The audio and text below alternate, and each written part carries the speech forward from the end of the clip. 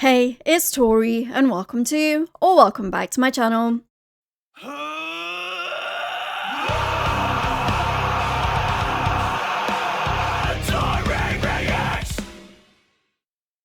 Today we welcome Lauren Babic from Red Handed Denial to the channel. How are you doing today, Lauren? Hey Tauri, good to be here. I'm so excited to talk about the new album and catch up with you. Yeah, I'm so excited. I'm just so grateful for you taking the time out of your busy schedule because, of course, the album is coming out in only literally a couple of days. And, of course, with getting to see you last year with Halocene, and unfortunately, we had to miss you this time around while you were here in North Carolina on this recent support tour that you were doing. Just something came up and I was so bummed out about it because I've been absolutely loving all of these recent singles that you guys have put out, like your sound, your voice for one, insane. Thank you. It's been a crazy like 2 months cuz we did just come off the tour with Unprocessed, and now I got home and I only had like a little bit more than 2 weeks to kind of prep for the new album release. So it's been crazy, but I'm so excited. Yeah, I'm excited too. Of course, you're here because you've got the brand new album, A Journey Through Virtual Dystopia, which is out May 24th. You've had the 3 singles out so far. Like, how have you found that response from fan base or from like people who are just discovering the band now with this new release? Yeah, so it's crazy. I mean, this whole thing is just, crazy with the whole, YouTube and all Yes. the cover stuff as well. There are still a lot of people out there that don't know that I'm in bands. Hmm. And I actually started doing YouTube because of Red Handed Denial. Like I wanted to get better at singing. So I kind of learned how to sing and be a vocalist while being in Red Handed Denial and starting covers on YouTube. So it's been an interesting time just like over the 15 years of just being a musician and living this crazy life. But we kind of made the switch to start releasing the music videos on my channel Hmm. because we figured, hey, why not utilize a big tool of ours? So just to get some more eyes and ears on the band, because the band is my baby at the end of the day. It's original music is the reason why I do all of this. And I just want as many people to see just the hard work, blood, sweat, and tears that myself and the boys have put into this band over. Oh, I think it's been over a decade that we've been doing this band, and, like, we're just so proud of it, and we're so excited to bring new music, especially after all the bad luck that we've had over the years with the band, so it feels good to finally get this album out. Yeah, and like you say, you may as well utilize those numbers that you've grown on your own channel, and because that just gives you a bit more of a push. How would you personally describe the album in your own words? Um, I would say it's just my overall sentiments towards just the landscape of this digital world that we live in right now, especially post-pandemic. I feel Hmm. like we're living in very, very, very interesting times, especially now that AI is being very, very normalized and, the introduction of vertical content and the invention of the infinite scroll.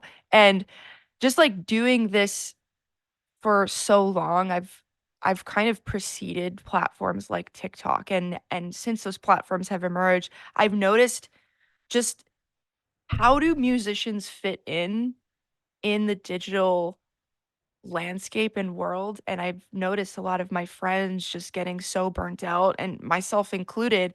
So this album is kind of like a big picture about how I feel about art and how the digital world has affected our lives and our relationships.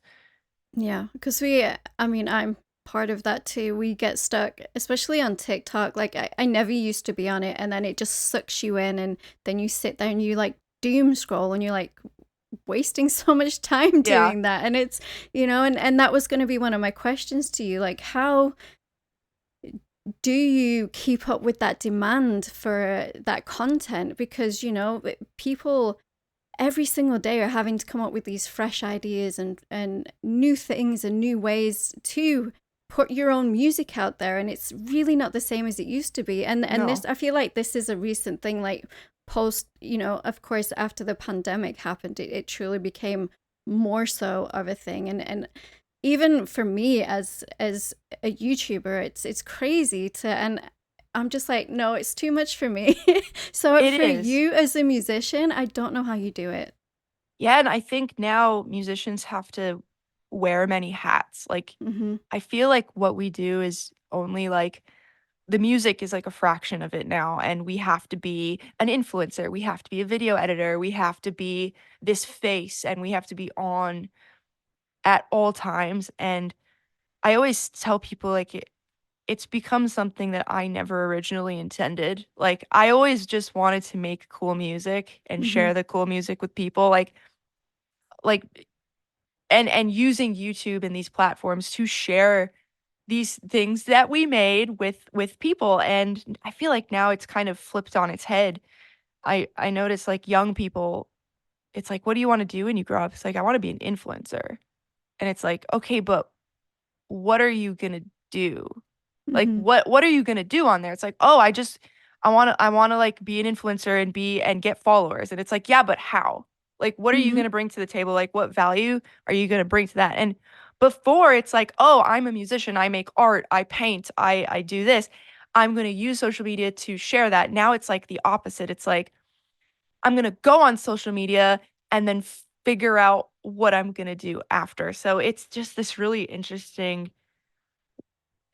time where it's like flipped on its head, and it's so exhausting to have to do all these other things to try and get people to listen to your music now. And I'm noticing now more than ever, I don't want to I'll say it without saying it, like it's almost like the death of visual art, Mhm. because these beautiful music videos that we make and craft and hire directors and directors of photography and get color graded. I notice like analytically now, even these platforms won't show it to your followers unless you make a video that is like unrelated, unintentionally promoting your work and using just your phone in front of your kitchen, just pretending to make a coffee and subtly promoting your work. So it's very down to the very algorithms won't show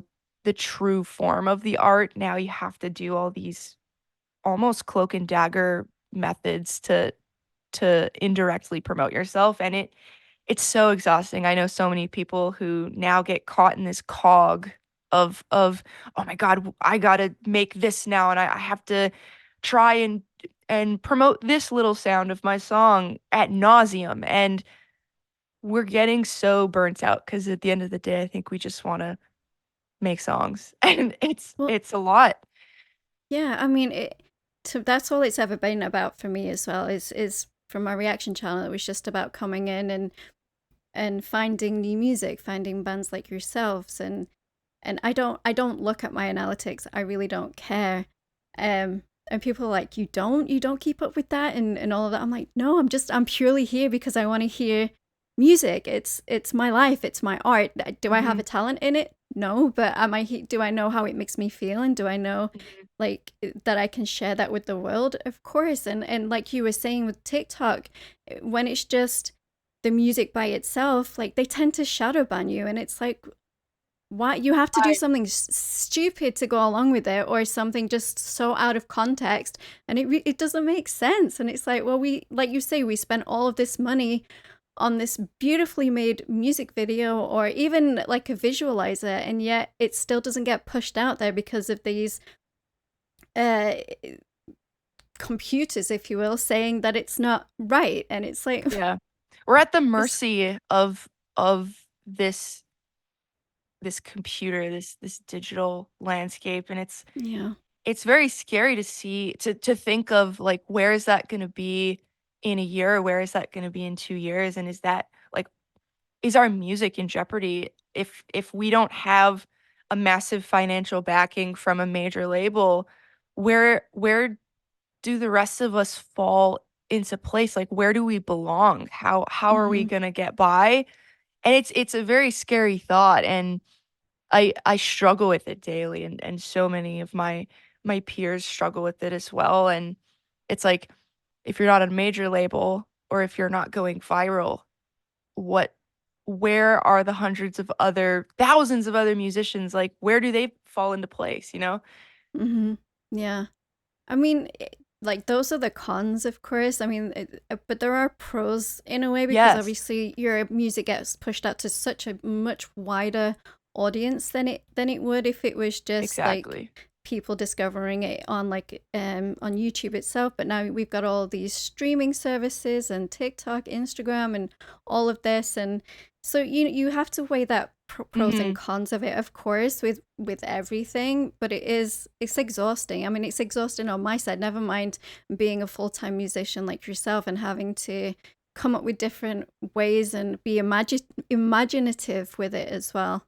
Mhm. And it I can't deny that, like, social media is part of the reason why I've found success. Like, I have to be so grateful, and we almost have to use it, because if we don't, then no one will hear it. And so the balance is super important. It's like, how do we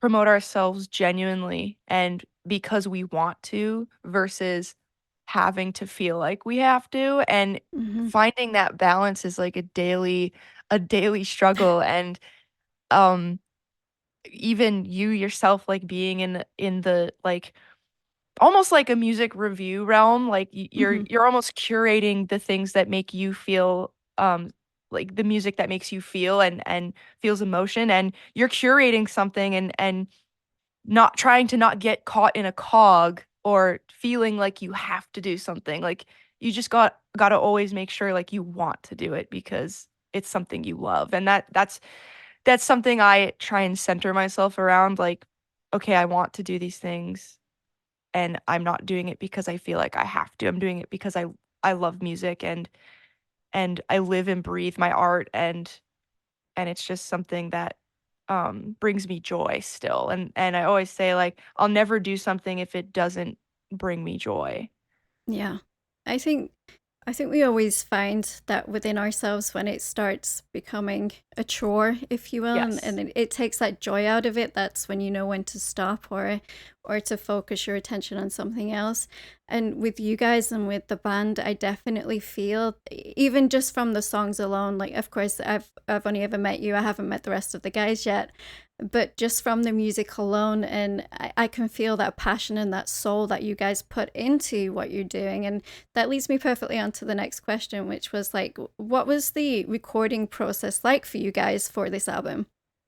So we've always had really bad luck when we make our albums. We've never been able to do it all in one sort of time frame, and I'd rather be asleep got fragmented from the pandemic. So we made it our mission to go front to back, really live in the creative process, and commit to our ideas, and then completely abandon it. And so we spent 3.5 weeks in Grand Rapids, Michigan with Lee Albrecht, and we went front to back making these 10 songs and just really living and breathing every moment. And it was scary, and very, very challenging. And there were moments where I was like, "Oh my god, I don't think I can do this." But, uh, coming out the other side, we saw what we made, and we're like, "Whoa, we really just did that." And it was the first album that we didn't go into the studio fully prepared. We're a very prepared band. We overthink a lot, and we cross our T's and dot our I's over and over and over again. But this was the first time that I went into the studio with no vocals, no lyrics, just feelings. And Mm-hmm.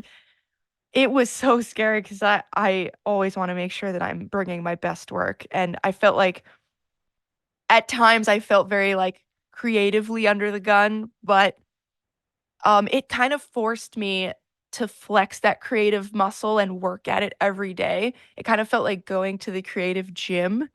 Mhm. Um, and it allowed me to go into places in my mind and my emotions that maybe I wouldn't have otherwise. And I think we came out with a very, very emotional album. And I would really just stress the emotional part of it.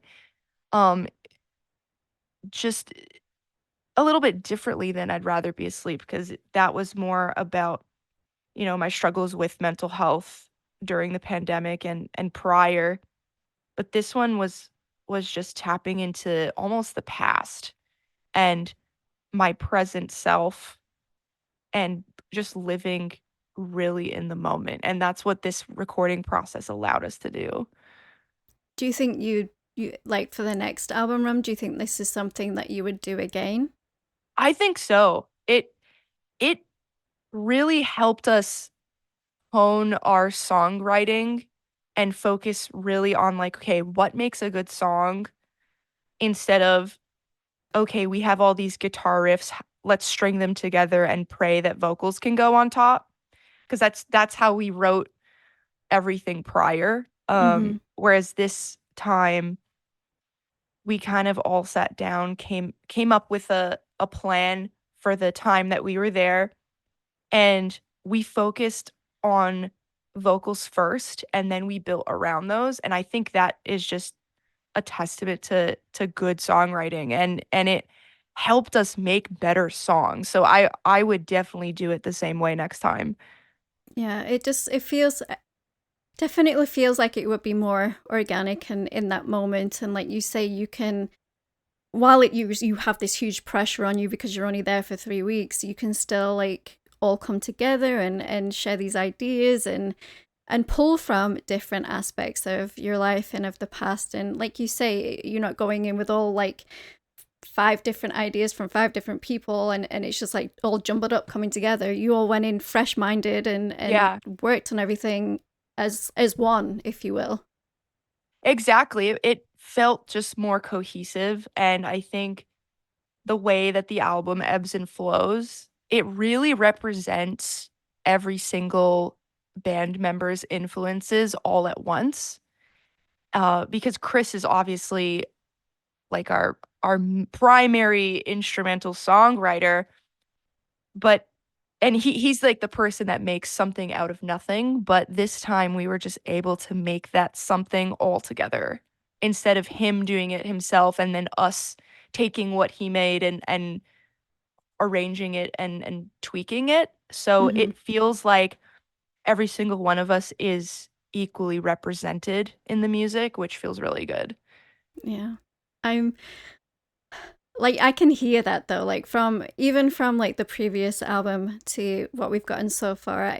I definitely feel like there's, like you say, it's more cohesive, it's more together, it's more red-handed denial, and it sounds amazing. And you guys did such an awesome job. What do you hope your listeners will take away from your music?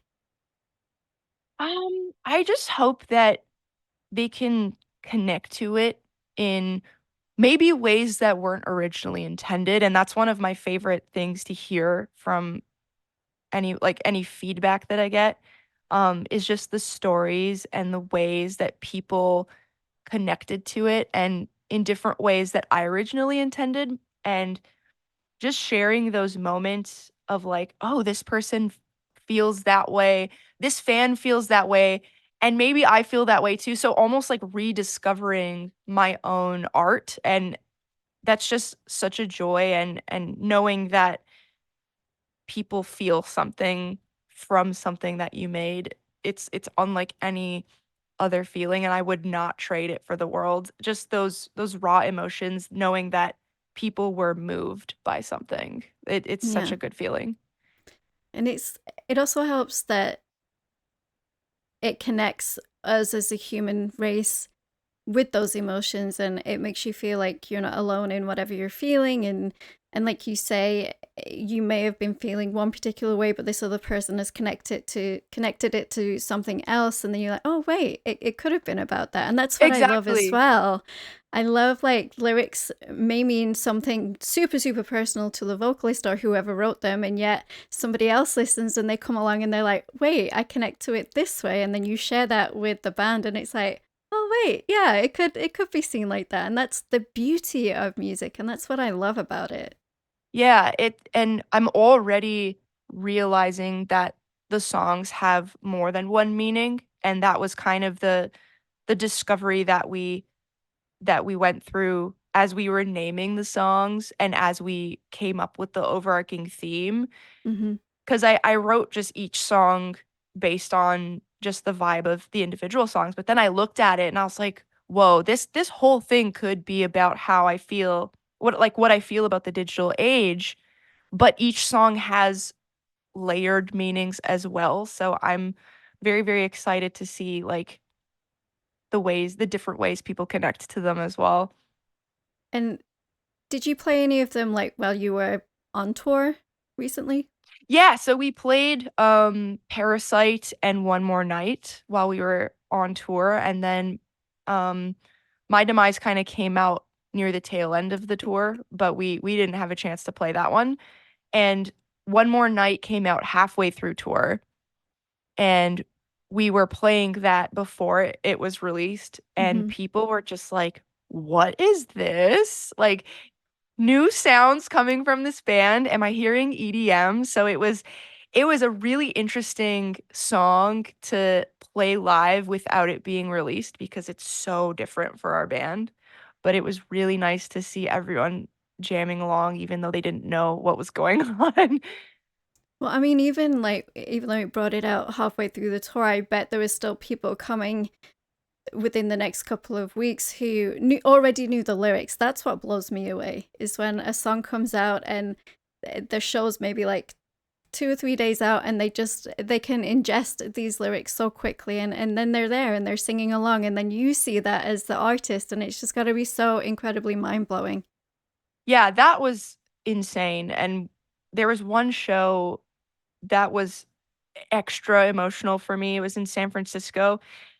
Um, there was a little girl in the crowd, and her name's Gabby, and I would Hmm. literally never forget this moment, and I brought her on stage for One More Night, and she was having the time of her life, and I will never forget that. It was just such a special moment.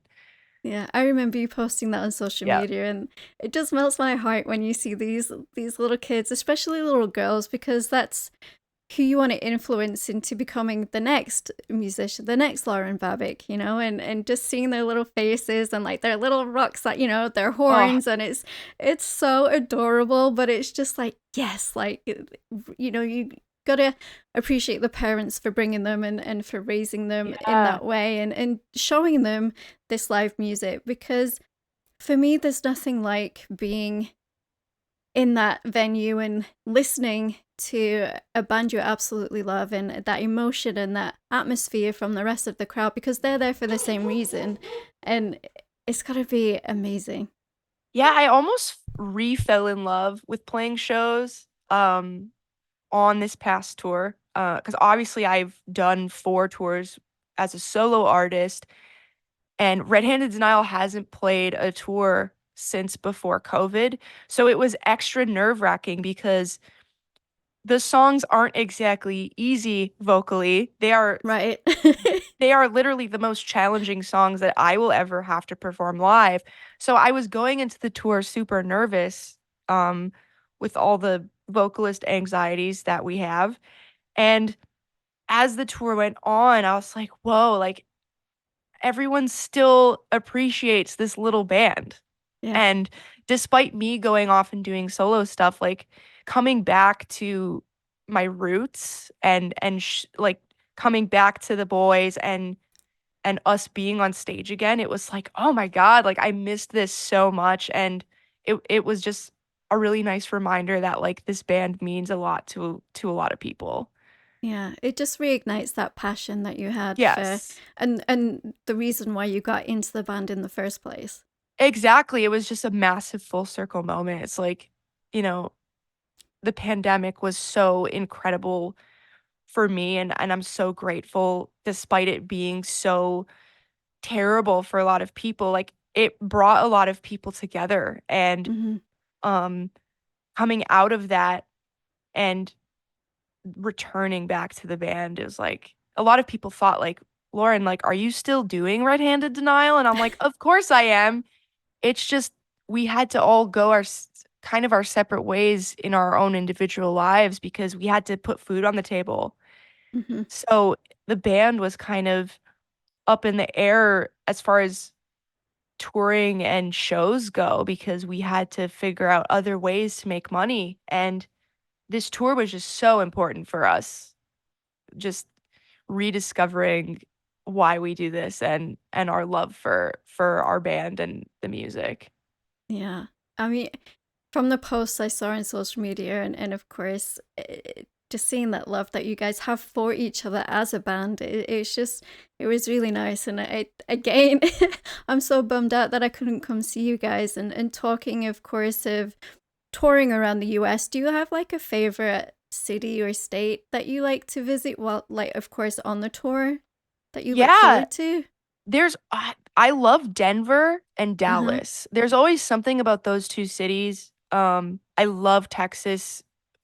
Every time I'm in Texas and playing shows, there's just this extra level of like everyone goes hard Mm-hmm. in Texas, even Austin. Like it's just extra special for I don't know, it's just the extra sauce and I love going to Dallas, love going to Denver. Denver is always a good time. Everyone is very moshy in Denver and there's just a little bit of extra energy and I love those 2 cities so much.